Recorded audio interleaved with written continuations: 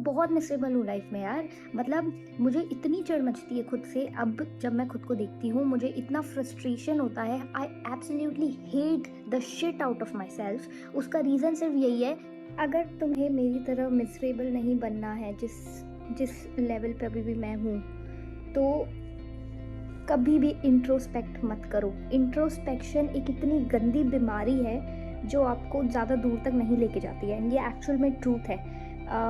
5 साल पहले मैंने खुद से एक सवाल किया। 5 साल पहले मैंने दरवाज़ा लॉक करके अपने घर का फैमिली से दूर जाके डिसाइड किया कि मैं कमरे में बैठूंगी और मैं खुद से सवाल करूंगी कि मुझे क्या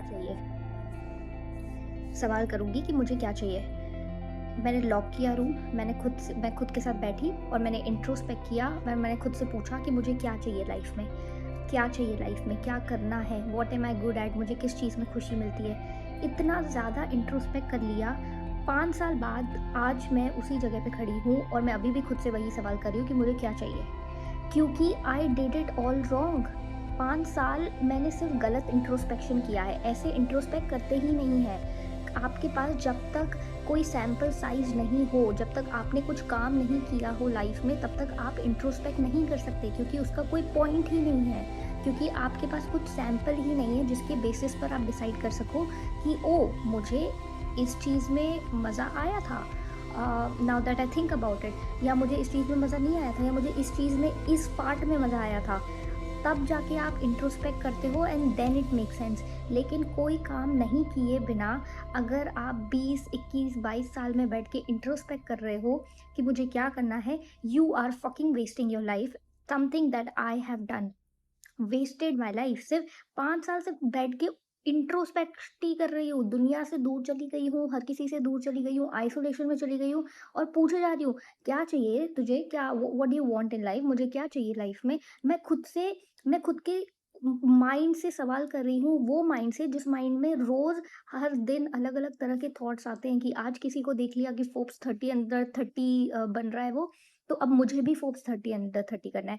आज रिबेल किड को देख लिया, ओ वाओ क्या लाइफ जी रही है, मुझे ऐसा बनना है। ऐसे वाले माइंड वाले थॉट से, माइंड से मैं ये सवाल कर रही हूँ कि मुझे लाइफ में क्या चाहिए, और उसके बेसिस पर मैं अपना लाइफ का गोल डिसाइड करने की कोशिश कर रही हूँ। That's bullshit. Do not sit with your self so much कि आपको बाहर जाके काम करने का मौका नहीं मिले और आप खुद के लिए जवाब ही नहीं ढूंढ पाओ कि आपको करना क्या है लाइफ में। Do not sit with your self, I am begging you.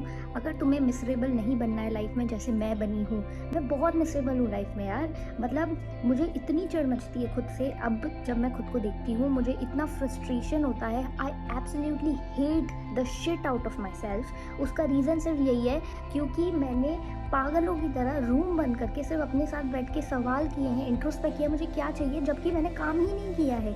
काम नहीं किया है तो मैं कैसे डिसाइड करूँगी कि मुझे किस चीज़ में, कि मुझे चाहिए क्या।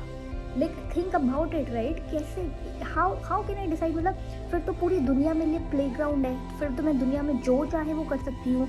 बट तो हर चीज़ बैठ के लाइक हर चीज़ के बारे में सोचूंगी, ओ मैं ये, फिर तो उस हिसाब से देखूँ तो मैं तो फुटबॉल भी खेल सकती हूँ, मैं तो एथलीट भी बन सकती हूँ।